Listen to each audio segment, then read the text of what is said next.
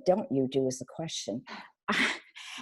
Your organization, Amaanah Services, everything A to Z. They do trauma. They help people that need food. They name just one, and how in the world you did it.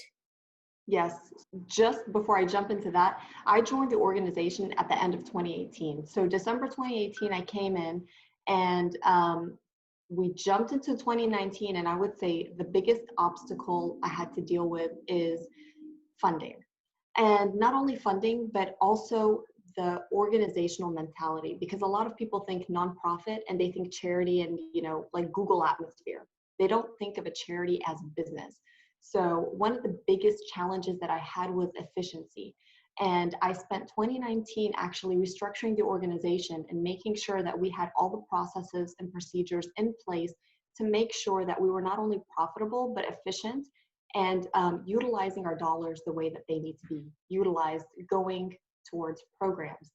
So that was the biggest obstacle. And actually last night, I sat in bed, and this time last year, I realized what we had accomplished within a year. And it's amazing. And I had tears running down my face. And I'm like, now just thinking about, how am I going to secure money to feed people? How am I going to secure money to help people that are in need? And this year is different because we have COVID and you've got everybody affected. So, my daughter was like, Mom, I've never seen you cry. And then literally right after that, I just tears coming down, thinking about today, we're going to feed 1,100 people. 1,100 people just today. Over the weekend, we fed another 400, and then we gave out $20,000 worth of gift cards for people in need. So just thinking of where we were and where we are is such a drastic change. Wow. And what I'm hearing more than anything, among other things, other gems you're sharing, is that you have a plan of action. You're not just blindly saying, okay, guys, we're going to get this together. And that applies in our personal lives. Right.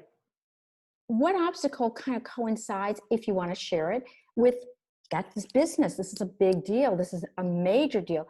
How do you balance out your personal life? You have a daughter, is that correct? Yes, I do. I can tell you the first 6 months of this job, my daughter came to me and said, Mom, ever since you took this job, you've been a crazy woman. And that was a realization that I was working too much. And I literally was working 12, 14-hour days. I was up answering emails and phone calls till midnight. And I kind of put my family aside, and that was really bad. And the fact that my husband and my daughter were so patient with me during that time, was great. And it is hard. It's a constant tug of war of work and life balance. Now with COVID-19, we're at home.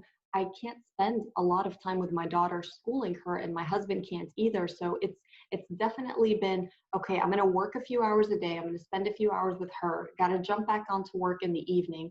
So it's a constant tug of war that I have to adjust to my family needs and the organization needs.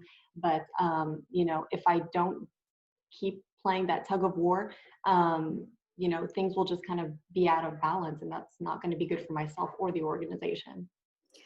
I was recently talking with a mompreneur like you, and she said that you never really have balance as a mom with a child and a business like she has and like you have. Yep. She used the word, which I thought was really great, integrate. She said, the best I can do is integrate what I have. And I think that that's really something that kind of resonated with me. Oh, that's absolutely true. Talk about integration. I gave up on the homeschooling for the past couple of weeks. And what I've done is I've actually brought my daughter on board with me, and she's my assistant. So she feels like she's being utilized, and I feel like I'm getting stuff done with a little assistant. So she puts, when we get checks in, she tapes them into the binder. If I have stuff, I have to stuff envelopes of gift cards, or we have to make candy bags for kids.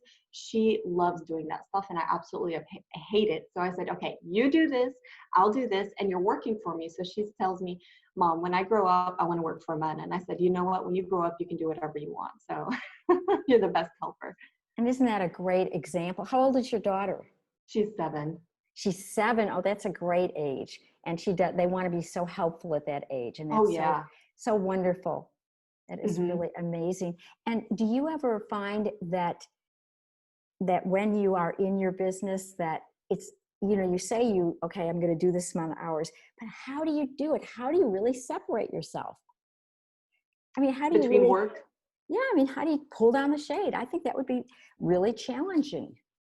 Um, it is challenging. And I think the best thing that you could do is time management. And instead of just saying, hey, I have a schedule, I schedule everything on my calendar. So I know from this time to this time, I need to be working on this. And it can get overwhelming, especially with the amount of tasks that I've got to do. It's like, oh my God, I can't do anything. And then, everything's just on hold. So that's not effective.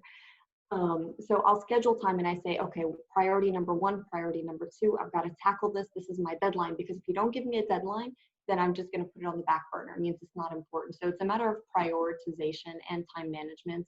And sometimes things just don't go as planned, and I'm just, all right, let's just go with the flow. And isn't that great? Because I know a lot of women I deal with, you think of plan of action just like in business, but also in your Hmm. personal life. What steps are you going to do today? What's your plan? And sticking to it. I've done Yep. plans of action, but I haven't stuck to them before. I can say, well, I got my plan, but it doesn't really matter because I Yeah. didn't do And anything. right. It's like you can plan all day long, but then, something's going to happen that blows that plan to pieces. So you just have to, kind of go with it. And it's great. What inspires you?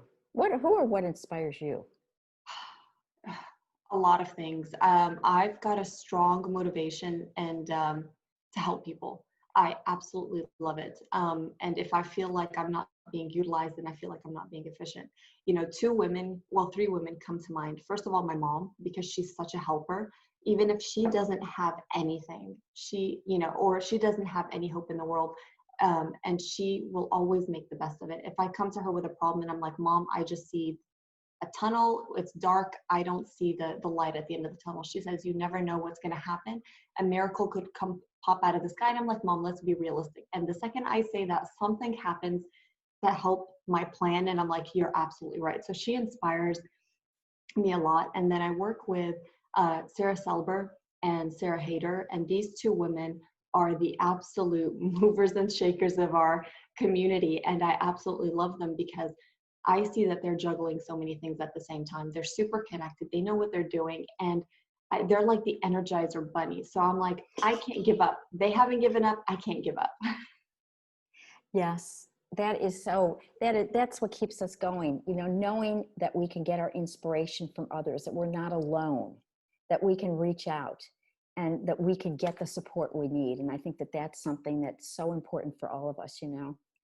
If you were ever to close your eyes, just think, if you were ever to collaborate with another woman, entity, whatever, what would the characteristics of that person or that entity be for you? Oh, that's a really good question.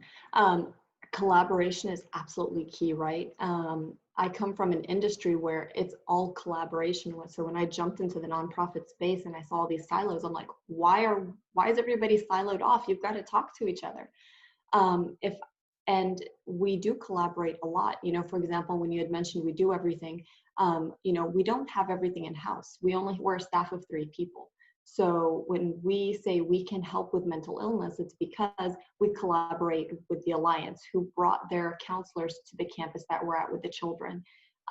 So when I think about collaboration, I think of and the characteristics. It has to be somebody who's open-minded, right? Somebody who doesn't care about their ego and they just want to get stuff done, right?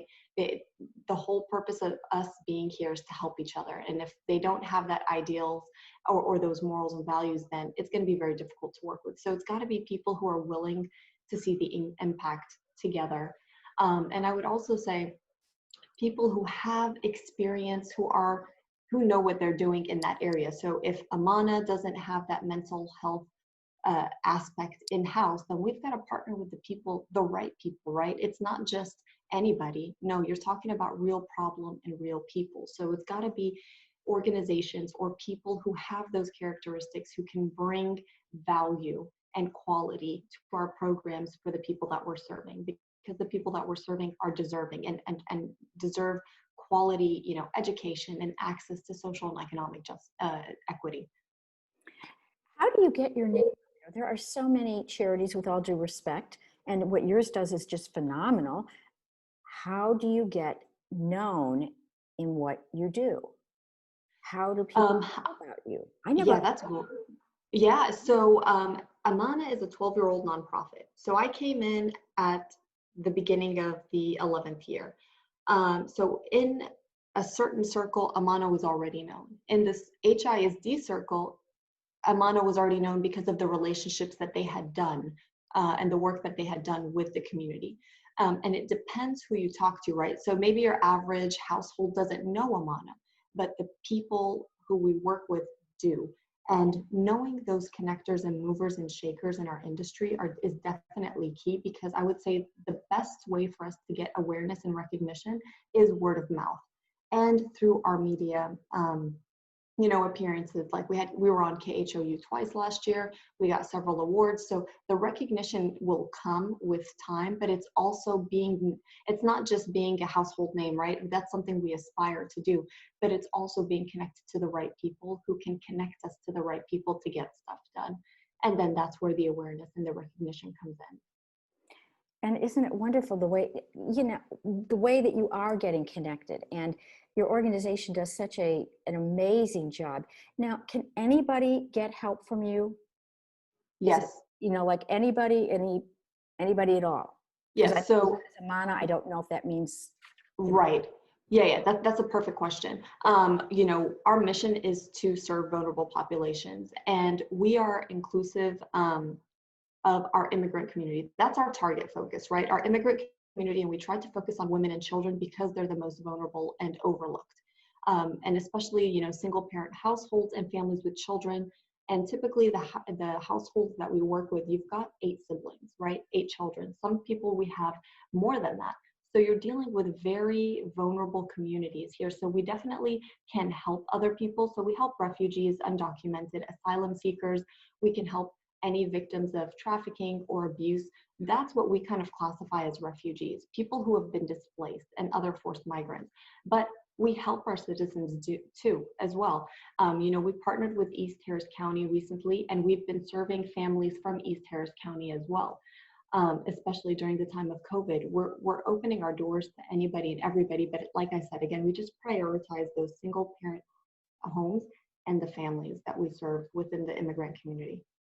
wow, that is just phenomenal what you do. It really Thank is. Yeah, this might be an odd question.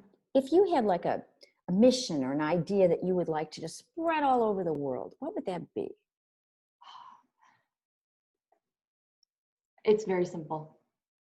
Everybody is human, right?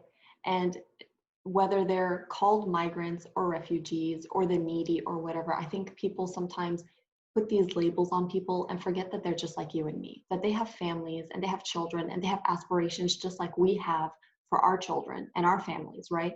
Who wants to be in a new country, broke and doesn't speak the language? Nobody. So I think having that compassion and for not putting a label on people and just saying, hey, they're just like you and me, it just humanizes the whole thing. So I would just say just compassion to all, because we're all brothers and sisters in humanity. It doesn't matter where we're from. We all, as people, have feelings, and we all aspire to do good in this world. And I just hope people don't lose sight of that. We are all spiritual beings with a human covering. Yes, And the ma'am. human covering might look different, but underneath we are so much the same. We're all in this together. Yes, ma'am.